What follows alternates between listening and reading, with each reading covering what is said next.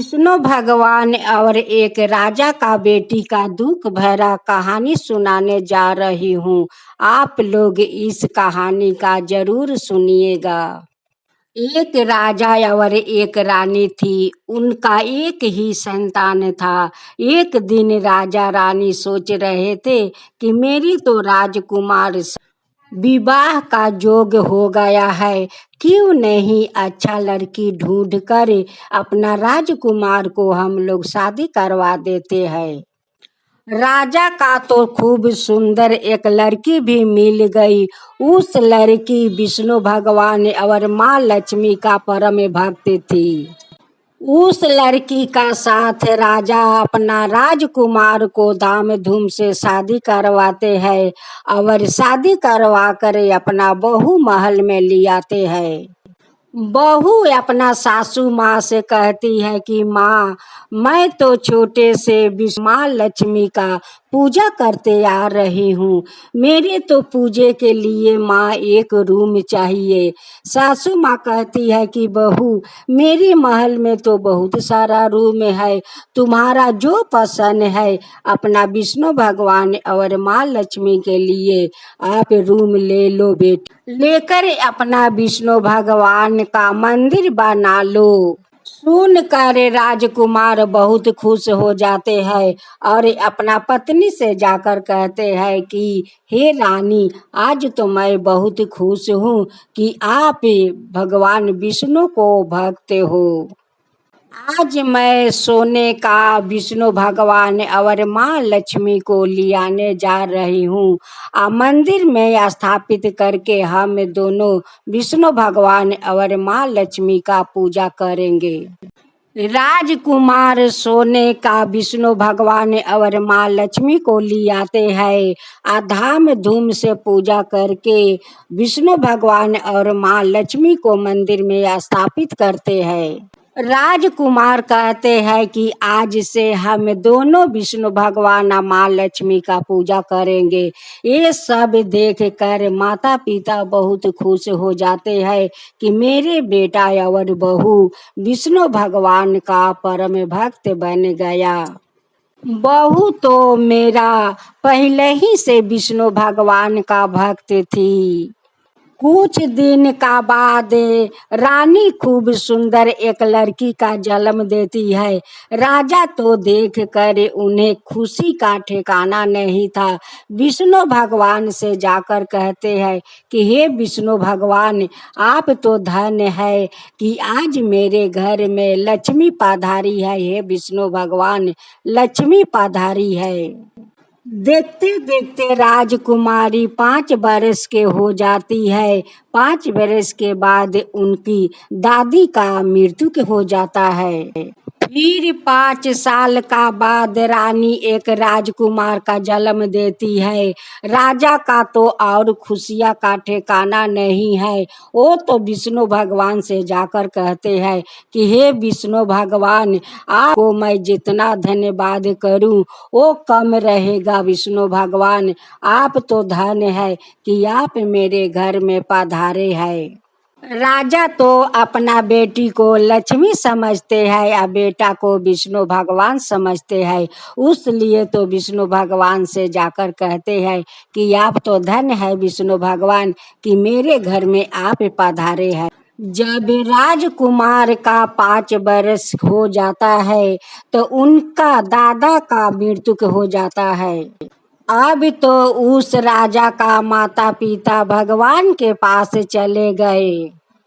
राजा रानी संतान के लेकर अपना महल में बहुत खुशी थे। राजा जाकर विष्णु भगवान से कहते हैं कि हे विष्णु भगवान, आपसे मैं कुछ नहीं मांगूंगी। आपके दिए हुए मेरा महल में धन और संतान सब कुछ भरे हुए है। मुझे कुछ नहीं चाहिए।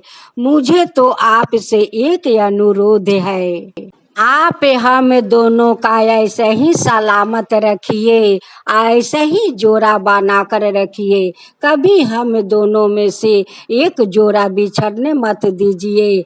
हम दोनों मिलकर आपका सेवा करूंगी, पूजा करूंगी। हे विष्णु भगवान। भाग्य का लिखा कोई नहीं मिटा सकता है, कोई नहीं मिटा सकता है। एक दिन रानी बगीचा में जाकर फूल लोर रही थी अपना विष्णु भगवान का चरण में चढ़ाने के लिए। उस समय एक नागिन आती है और रानी को काट लेती है और काट कर उन्हें मृत्यु दे देती है। रानी उस बगीचे में मरे हुए पड़ी थी। इधर राजकुमार अपना माँ को खोज रहे थे कि माँ कहाँ गए। खोजते खोजते जब फुलवारी में जाते हैं, देखते हैं कि उनकी माँ तो मरी हुई पड़ी है। अब तो राजकुमार चिल्लाते चिल्लाते महल जाते हैं और अपना पिताजी से कहते हैं कि पिताजी, माँ तो हम लोग का छोड़कर भगवान के पास चली गई पिताजी। ये बात सुनकर तो राजा का माथा चकराने लगा। राजा विष्णु भगवान से जाकर कहने लगा कि हे विष्णु भगवान, आपसे तो मैं इतना अनुरोध किया था कि मुझे कुछ नहीं चाहिए, हम दोनों को आप सलामत रखिए, वो भी हमारा खुशियाँ आप छीन लिया। राजकुमार कहते हैं कि पिताजी, माँ को तो सांप काटा है, उसके लिए तो केरा का डूम बनाना होगा और उस पर माँ को सोलाकर गंगा में दहवाना होगा पिताजी।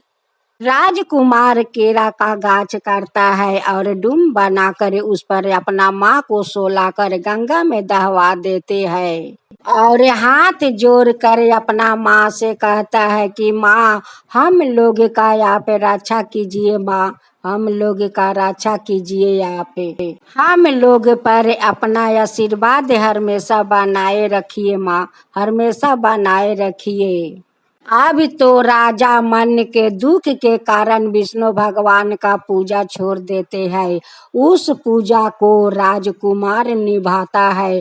कहता है कि ये तो माँ का विष्णु भगवान और माँ लक्ष्मी है, इनकी पूजा तो मैं करूंगी और श्रद्धा भक्ति से मैं पूजा करूंगी। रानी का शोक में राजा बीमार पड़ जाता है। राजकुमारी और राजकुमार विष्णु भगवान से विनती करते हैं कि हे विष्णु भगवान, मेरी माँ तो हम लोग का छोड़कर चली गई, मेरे पिताजी को हमसे दूर मत कीजिए, मेरे पिताजी को हम लोग से दूर मत कीजिए, मेरे पिताजी को ठीक कर दीजिए विष्णु भगवान। राजकुमार और राजकुमारी का विनती सुनकर विष्णु भगवान राजा को ठीक कर देते हैं।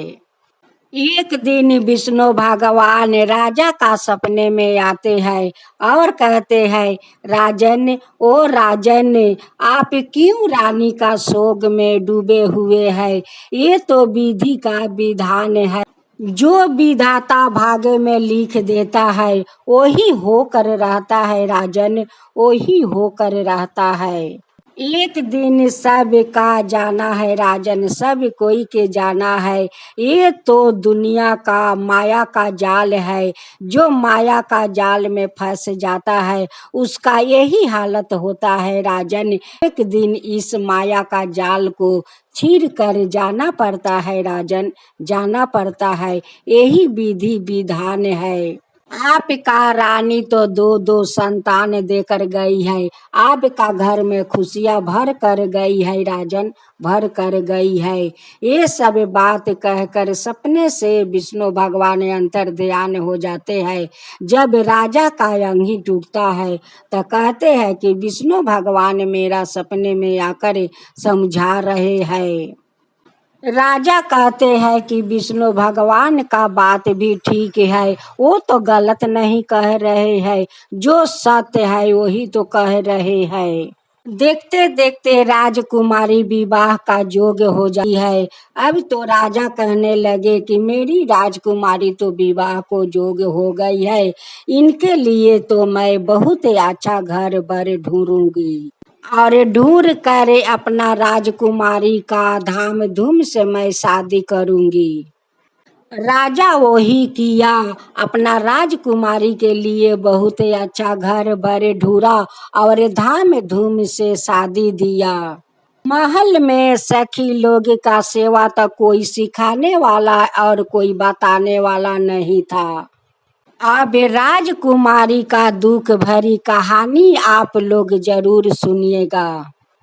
राजकुमारी अपना सखी से पूछती है कि सखी, क्या चीज के अपटन लगाकर डोली में लोग उठते हैं। सखी लोग कहती है कि सखी, तीसी के अपटन लगा लेना और डोली में उठ जाना।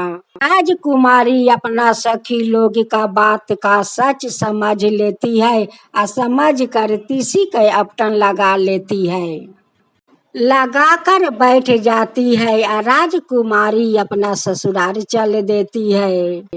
उस तीसरी का अपटन के कारण राजकुमारी का डोली में बहुत सारा मक्खी भिन भिनाने लगा। अब तो कहार लोग कहने लगा कि कहीं राजकुमारी अपना कपड़ा तो नहीं खराब कर लिया है। इतना सारे माछी का भन भनाहट की आवाज डोली के अंदर से आ रहा है। राजकुमारी माछी का भनभनाहट के कारण बहुत डोली में परेशान थी। कहार लोग राजकुमारी का बर से कहते हैं कि हे राजकुमार, लगता है कि राजकुमारी अपना कपड़ा खराब कर दिया है, उसलिए डोली में बहुत सारा मक्खी भन भना रहा है। जब कहार लोग डोली नीचे रख देता है और उनकी बर डोली के पास आकर सुनता है कि बहुत मक्खी भन भना रही है, वो कहार से कि लगता है कि इस लड़की का कुछ तो रोग है, उसलिए उनकी शरीर में इतना माछी भन भना रहा है। इनकी कुछ तो रोग है, उसीलिए माछी भन भना रहा। मेरे साथ तो धोखा हुआ है, कोढ़ लड़की के साथ मुझे शादी कर दिया। लेकिन उस बर ने डोली का पर्दा उठाकर नहीं देखा कि लड़की का शरीर में क्या है नहीं है। उसी जंगल में छोड़ देता है और कहता है कि छोड़िए, इस जंगल में इन्हें जानवर खाकर सफैया कर देंगे। यही बात कहकर वो बर अपना घर लौट जाता है। राजकुमारी डोली में बैठी हुई रो रही थी। सुबह से शाम हो गया, लेकिन कोई खोजने उसे को नहीं आया।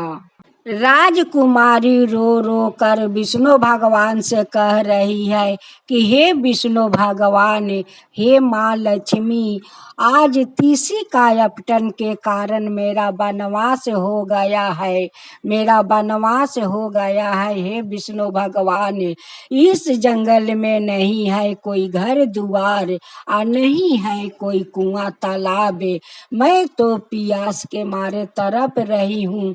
हे विष्णु भगवान। विष्णु भगवान माँ लक्ष्मी से कहते हैं कि हे पिए, देखिए इनकी माता पिता हम लोग का भक्त थे, इनकी भाई भक्त है, ये भी मेरे भक्त है।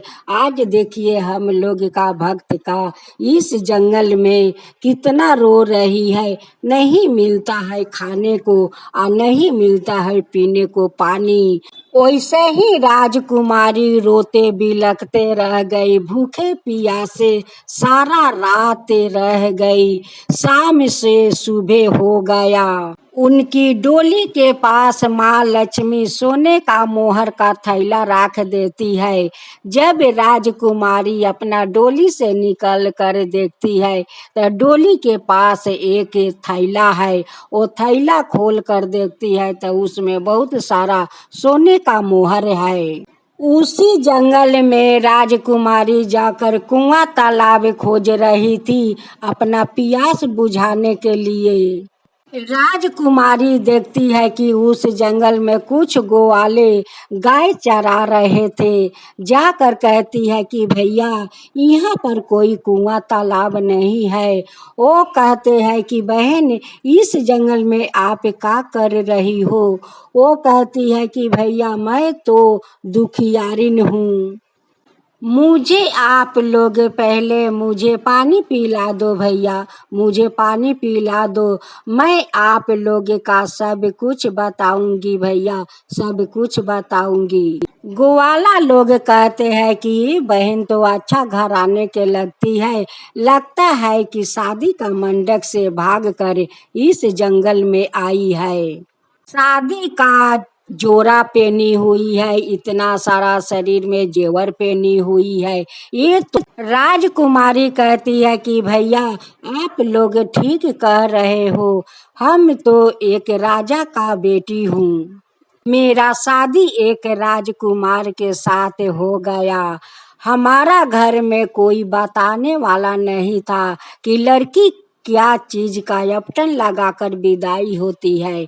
मैं अपना सखी लोग से पूछी कि सखी क्या चीज का यपटन लगाकर लड़की विदाई होती है। सखी लोग कहती है कि तीसी का यपटन लगाकर डोली में उठ जाना। वही लोग का बात सुनकर मैं तीसी का यपटन तो लगाकर डोली में उठ गया और कुछ दूर जाते जाते मेरा शरीर में बहुत सारा मक्खी भन भन आने लगा और इस कारण से मेरा पति छोड़कर इस जंगल में भाग गया कि इन्हें जानवर खाकर साफा कर देगा। यही मेरा कहानी है भैया, आप बताइए मैं जाऊं तो कहाँ जाऊं। ग्वाला लोग कहने लगे कि बहन आज से तुम अकेले नहीं हो, मैं तुम्हारा भैया हूँ, तुम मुझे भैया कहकर बुला सकती हो। राजकुमारी उस ग्वाला भाई लोग से कहती है कि भैया आप लोग तो अपना बहन माना है, हमारा बात सुनिए। राजकुमारी कहती है कि भैया इस सोना का मोहर लीजिए, इस जंगल में ऐसा महल बनाइए, ऐसा महल बनाइए कि कहीं किसी राजा को ऐसा महल ना हो। ग्वाला लोग सारे जंगल कटवा कर वहाँ पर ऐसा महल बनवाया, ऐसा महल कि कहीं कोई राजा को ना हो। उस जंगल में तो मंगल हो गया। अब तो सारे गांव का लोग गांव से निकल कर उस जंगल में अपना महल बनाने लगा। अब तो वो जंगल इतना सारा महल बन गया कि उस जंगल का पहचानना मुश्किल हो गया। एक दिन राजकुमारी का वर उसी जंगल में आते हैं और आकर देखता है कि जंगल तो नहीं है, यहाँ पर तो बहुत सारा महल बन गया है। राजकुमारी कुएं पर पानी भर रही थी, वहीं पर आकर कहते हैं कि बहन मुझे बहुत जोर का प्यास लगा है, मुझे थोड़ा पानी पिला दो। जब राजकुमारी पानी पिला देती है तो फिर से पूछता है कि अच्छा बहन यहाँ पर तो जंगल था, उस जंगल में एक लड़की थी कि उसकी शरीर में कुष्ठ रोग था, इसी जंगल में छोड़कर वो लोग भाग गया था। राजकुमारी इस बात को सुनकर राजकुमारी उनकी बात पहचान जाती है और कहती है कि यही तो मेरा दुष्ट पति है कि मुझे इस जल भाग गया था कि इन्हें तो जंगल में जानवर खाकर साफा कर देगा। राजकुमारी का कि वो कुष्ठ रोग वाला लड़की मैं ही हूँ, तुम लोग तो हमें जंगल में फेंक कर चला गया कि इसे जानवर खाकर साफा कर देगा। अरे जिसको मरने वाला भगवान है, बचाने वाला भगवान है, मेरा तो विष्णु भगवान माँ लक्ष्मी का भक्त के मारने वाला कोई जन्म नहीं लिया है, कोई नहीं मार सकता है। आज देख उस जंगल का मंगल कि विष्णु भगवान का कृपा से इस जंगल में आज मंगल हो गया है। राजकुमारी अपना सारे ग्वाला भाई को बुलाती है और कहती है कि भैया देखिए यही मेरे जानवर पति है कि इस जंगल में जानवर के हवाले छोड़कर भाग गया था, यही मेरा पति है भैया। उनकी भाई लोग उन्हें देखकर बहुत गुस्सा हो जाते हैं और कहते हैं कि ऐसा आदमी को तो जिंदा गाड़ देना चाहिए। जो आदमी मेरे बहन को कोढ़ा समझकर इस जंगल में फेंक कर भाग जाता है, उस आदमी का यहाँ पर कोई जगह नहीं है। उस आदमी ने राजकुमारी का पैर पकड़ कर माफ कर दीजिए राजकुमारी, हमें माफ कर दीजिए। उनकी भाई लोग का पैर पकड़ कर माफी मांगता है कि भैया मुझे माफ कर दीजिए, मुझसे बहुत बड़ा भूल हो गया है भैया। अगर मैं डोली का पर्दा उठाकर देखता तो शायद आज ऐसा नहीं होता भैया, ऐसा नहीं हो। गोवाला भाई लोग कहते हैं कि बहन ये तो माफी पर माफी माफ कर देना चाहिए बहन, माफ कर दो इनके साथ अपना जिंदगी बिताओ बहन, जिंदगी बिताओ। बहन कहती है कि भैया मेरे पिताजी और मेरे भैया को आप लोग बुला दीजिए। वो लोग जाकर उनकी पिताजी और भैया को बुला कर ले आते हैं। सब लोग आकर सब लोग से वो माफी मांगता है और सब लोग उन्हें माफ करके अपना बेटी और वही राजकुमार के साथ उसी महल में 7 फेरा करवा देते हैं। और राजकुमारी उसी राजकुमार के साथ अपना संसार फिर से बसा लेती है। सभी ने लोग हाथ जोड़कर विष्णु भगवान और माँ लक्ष्मी को सभी ने लोग धन्यवाद देने लगा और कहने लगा कि हे विष्णु भगवान, हे माँ लक्ष्मी, आपको तो कृपा अपरंपार है, आपको तो कृपा अपरंपार है। हे माँ लक्ष्मी, हे विष्णु भगवान, जैसे उस राजकुमारी का उस जंगल में आप महल बनवा कर उनकी संसार फिर से बसा दिया, वैसा ही सबका ऊपर कृपा कीजिए, सबका ऊपर कृपा कीजिए। जो आपका कथा सुनाता है, जो सुनता है, जो हुंकारी पढ़ता है, उन सब का ऊपर कृपा कीजिए, सब का ऊपर कृपा कीजिए। जय माँ लक्ष्मी की जय हो, जय माँ लक्ष्मी की जय हो, विष्णु भगवान की जय हो। ओम नमः माँ बामत भगवती की जय हो। आज हम विष्णु भगवान का कथा सुनाने जा रही हूँ। इस विष्णु भगवान का कथा आप लोग जरूर सुनिए।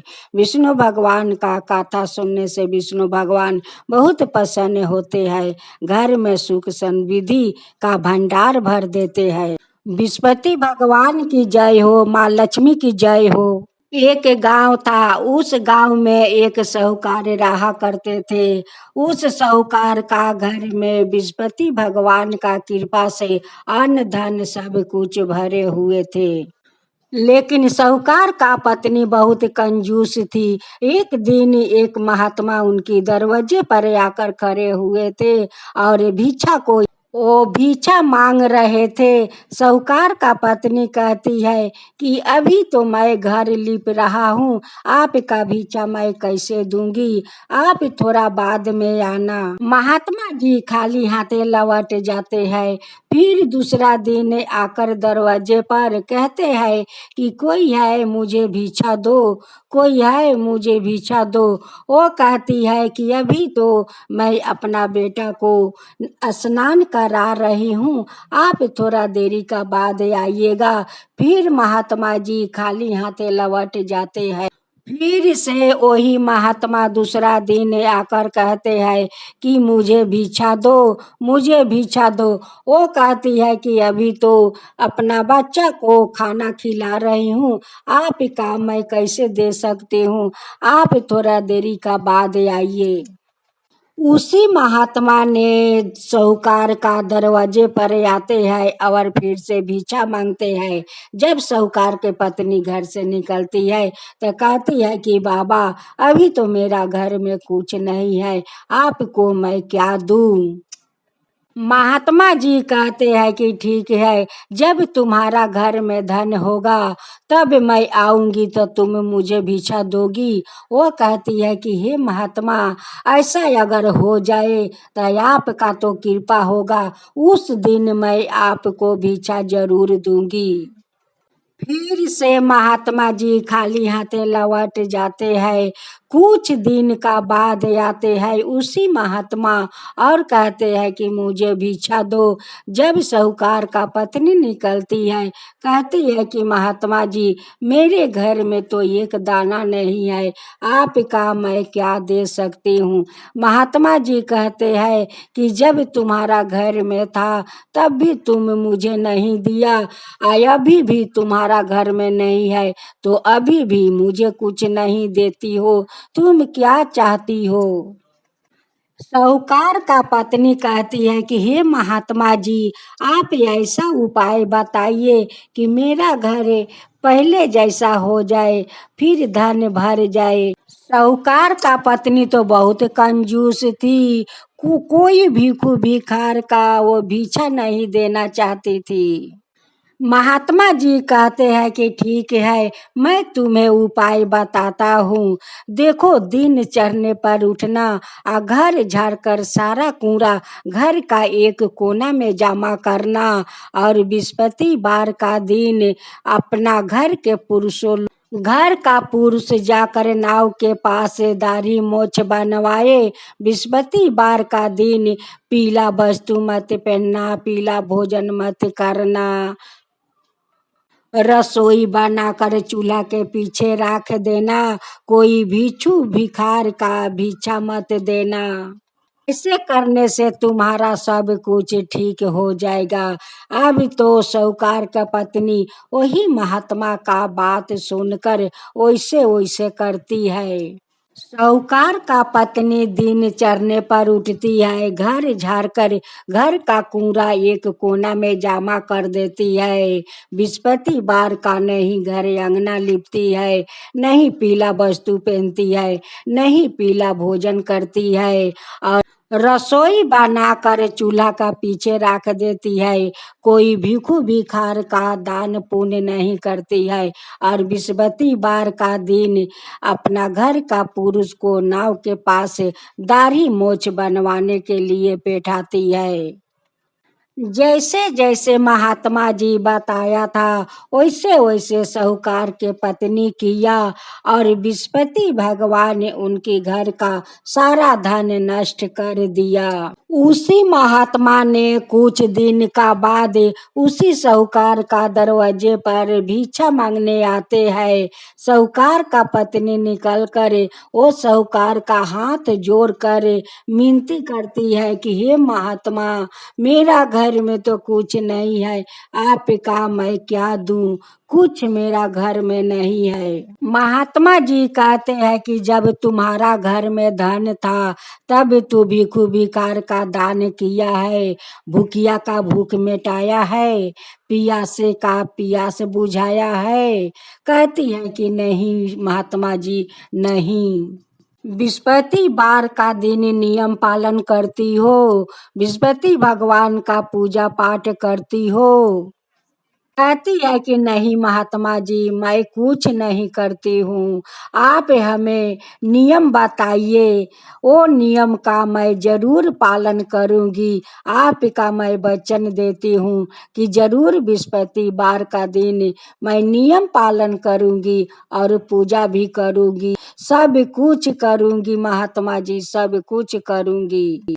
देखो, बृहस्पतिवार का दिन सुबह उठो, घर अंगना झाड़ कर गोबर से घर अंगना लीपो, और पीला वस्तु धारण करो, पीला भोजन करो, और पुरुष का नाव का भीरी हजामत मत बनवाने दो। बृहस्पतिवार का दिन भिखू भिखार का दान पुण्य करो। बृहस्पतिवार का दिन सारा भोजन पीला बनाकर उन्हान के सामने रखो, भूखिया का भूख मिटाओ, पियासा का पियास मिटाओ, भरल संध्या में दीप जलाओ, तुम्हारा फिर से तुम्हारा पहले जैसा घर अन्न धन से भर जाएगा। बृहस्पति भगवान का कृपा से सब कुछ तुम्हारा ठीक हो जाएगा। साहूकार का पत्नी बृहस्पतिवार का दिन सुबह उठती है, घर अंगना झाड़ती है, गोबर से घर अंगना लिपती है। उस दिन सब पीला वस्तु धारण करती है, पीला भोजन बनाकर चूल्हे के सामने रखती है। अपना घर का पुरुष को दाढ़ी मोछ नहीं कटवाने देती है। भिखू भिखार का दान करती है। भूखिया का भूख मिटाती है। पियासा का पियास मिटाती है। अब तो विष्णु भगवान तो उन पर बहुत प्रसन्न हो गए। प्रसन्न होकर उनके घर अन्न धन से भर दिया। हे विष्णुपति भगवान, जैसे उस साहूकार का पत्नी का आप धर्म के रास्ता दिखाया, दान पुण्य का रास्ता दिखाया और उनकी घर अन्न धन से भर दिया, वैसा ही सबका घर अन्न धन से भर दीजिए। वैसा ही सबका ऊपर कृपा कीजिए। जो आपका कथा सुनाता है, जो सुनता है, जो हुंकारी पड़ता है, उन सब का ऊपर कृपा कीजिए। उन सब का ऊपर कृपा कीजिए। विष्णुपति देव की जय हो। विष्णुपति देव की जय हो। एक गरीब औरत थी। उनकी 2 संतान थे। वो बहुत गरीब थी। आदमी का घर में काम करके वो अपना संसार चला रही थी। उस दिन शुक्रवार दिन था। वो खूब सुबह सुबह उठकर अपना घर अंगना गोबर से लिप रही थी। उसी दिन विष्णुपति भगवान नगर में घूम रहे थे। देखते हैं कि इस औरत इतना सुबह उठकर अपना घर अंगना गोबर से लिपती है। अब विष्णुपति भगवान अपना बूढ़ा का रूप धारण करते हुए उस औरत के पास जाते हैं और पूछते हैं कि बेटी, तुम इतना सुबह सुबह गोबर से अपना घर अंगना क्यों लिपती हो बेटी? वो कहती है कि बाबा, आज तो बृहस्पतिवार दिन है और मैं बृहस्पतिवार का दिन सब पीला पीला धारण करती हूँ, तब भोजन बनाती हूँ, पीला अपना भगवान का सारा फूल चढ़ाती हूँ। आज मैं सब पीले पीले सब कुछ करती हूँ बाबा। बृहस्पति भगवान का मैं बहुत श्रद्धा भक्ति से पूजा करती हूँ बाबा। बहुत श्रद्धा भक्ति से पूजा करती हूँ। मैं तो गरीब हूँ बाबा। मेरा पास तो उतना नहीं है कि बृहस्पति भगवान को मैं ज्यादा दे सकूं, लेकिन जितना मैं जुटा सकती हूँ उतना से बृहस्पति भगवान का मैं पूजा करती हूँ। उस औरत का श्रद्धा भक्ति देखकर बृहस्पति भगवान तो उस औरत पर प्रसन्न हो गए और प्रसन्न होकर उनके घर में अन्न धन भर देते हैं। लोग कहते हैं ना कि भगवान जिस पर प्रसन्न हो जाते हैं उन्हें तो बिना मांगे ही धन भर देते हैं। जो श्रद्धा भक्ति से बृहस्पति भगवान का व्रत करते हैं उस पर बृहस्पति भगवान प्रसन्न हो जाते हैं और उनके घर धन धन कर देते हैं। हे बृहस्पति देव, जैसे उस औरत का घर आप धन धन से भर दिया, वैसा ही सबका घर धन धन से भर दीजिए। हे बृहस्पति देव, वैसा ही सबका धन धन से भर दीजिए।